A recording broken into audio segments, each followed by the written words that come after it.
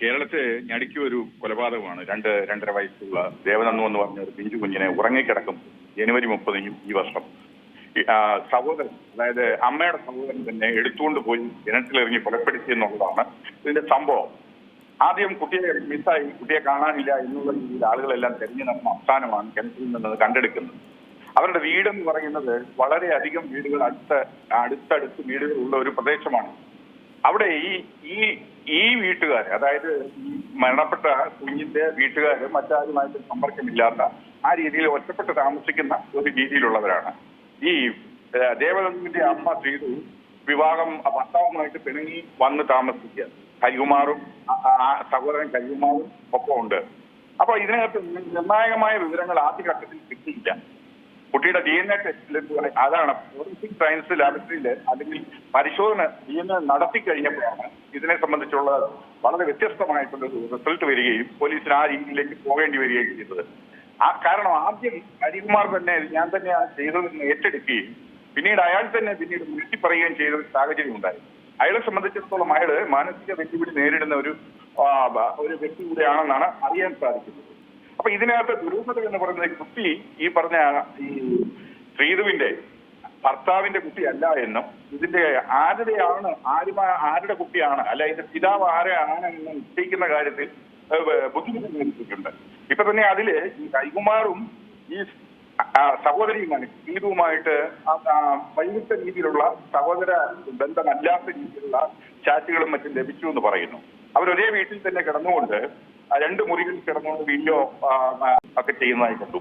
ഇത് ഈ forensic science ലാബറട്ടറിയിലെ mobile പരിശോധിക്കുമ്പോഴാണ് delete ചെയ്യപ്പെട്ട കൂടുതൽ വിവരങ്ങൾ കിട്ടി ആ രീതിയിൽ അന്വേഷണവുമായി മുന്നോട്ട് പോവുകയും ചെയ്തത്.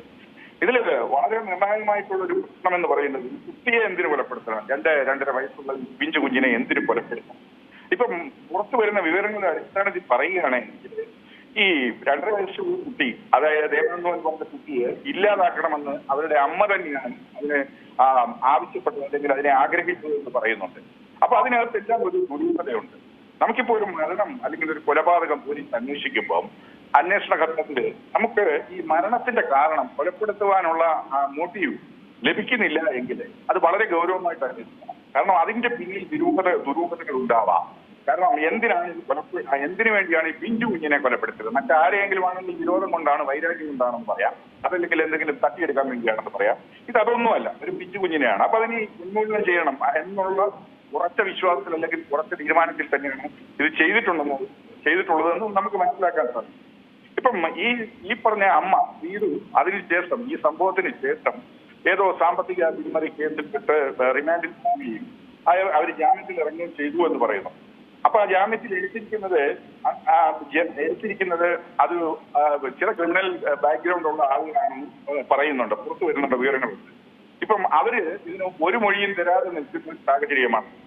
എന്താണെങ്കിലും പോലീസിനെ സംബന്ധിച്ചിടത്തോളം ഒട്ടും തെളിവിൽ വരാത്ത ഒരു കേസിന്റെ 80% തെളിവുകൾ ശേഖരിക്കാൻ സാധിച്ചിട്ടുണ്ട്. അത് മുന്നോട്ട് പോയിക്കൊണ്ടിരിക്കുകയാണ്. ഇതിലെന്താണ് ഇതിന്റെ പിന്നാമ്പുറത്ത് നടന്ന കളികൾ, അല്ലെങ്കിൽ എന്തിനു വേണ്ടിയാണ് പിഞ്ചു കുഞ്ഞിനെ ക്രൂരമായിട്ട് കൊലപ്പെടുത്തിയത് എന്നുള്ളതിനെ സംബന്ധിച്ചുള്ള കൃത്യമായ വിവരം ലഭിക്കും. പോലീസ് അന്വേഷണം അവർക്ക് ഒരു പരിധിവരെ അവർക്ക് ലഭിച്ചിട്ടുണ്ടെന്ന് തന്നെയാണ് നമ്മൾ കരുതേണ്ടിയിരിക്കുന്നത്. അവർ പുറത്തുവിടാത്തതായിരിക്കും. എന്താണെങ്കിലും അത് കൃത്യമായ വിവരം ഇന്നല്ലെങ്കിൽ നാളെ, ഇപ്പൊ അവരെ റിമാൻഡ് ചെയ്യാൻ കൊണ്ടുപോയി കസ്റ്റഡി ചോദിച്ചിട്ടുണ്ട്. കസ്റ്റഡിയിൽ കിട്ടി ചോദ്യം ചെയ്ത് കഴിയുമ്പോൾ കൃത്യമായ വിവരങ്ങൾ വരും. നമുക്ക് എന്താണ് ഇതിന്റെ പിന്നിൽ. അതുപോലെ തന്നെ നമ്മുടെ കുടുംബങ്ങളിൽ, വീടുകളിൽ ഈ രീതിയിലുള്ള സംഭവങ്ങൾ ഒരുപാട് നടക്കുന്നുണ്ട്. നമ്മളെ സംബന്ധിച്ചിടത്തോളം ഒരു കേസും കൊലപാതകവുമായി വന്നതിന് ശേഷമാണ് ഈ രീതിയിലുള്ള കാര്യങ്ങൾ പുറത്തേക്ക് വരുന്നത്. നമ്മൾക്ക് ഞടുക്കുന്ന രീതിയിലുള്ള അങ്ങനെയുള്ള ബന്ധങ്ങളും ആ രീതിയിലുള്ള ഇടപെടലുകളുമാണ് അവിഹിതമായിട്ടുള്ള കാര്യങ്ങളുമാണ് ഇതിന്റെ പുറത്തേക്ക് വന്നുകൊണ്ടിരിക്കുന്നത്. അതെന്താണെങ്കിലും പോലീസ് തെളിയിച്ച് ഈ കേസിലെ യഥാർത്ഥ കുറ്റവാളികളെ നിയമത്തിന് കൊണ്ടുവരുമെന്നുള്ളത് ഉറപ്പാണ്.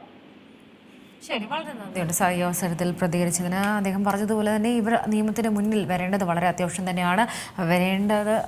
ഈ സമൂഹത്തിന് തന്നെ അത്യാവശ്യമായിട്ടുള്ള ഒരു കാര്യമാണ്. വളരെ ഞെട്ടിപ്പിക്കുന്ന ഒരു കൊലപാതകമാണ് ഉണ്ടായിരിക്കുന്നതുമായി ബന്ധപ്പെട്ട് ശ്രീധുവിനെ ഇപ്പോൾ റിമാൻഡ് ചെയ്തിരിക്കുകയാണ് എന്നുള്ളൊരു വാർത്തകളാണ് പുറത്തു വരുന്നത്.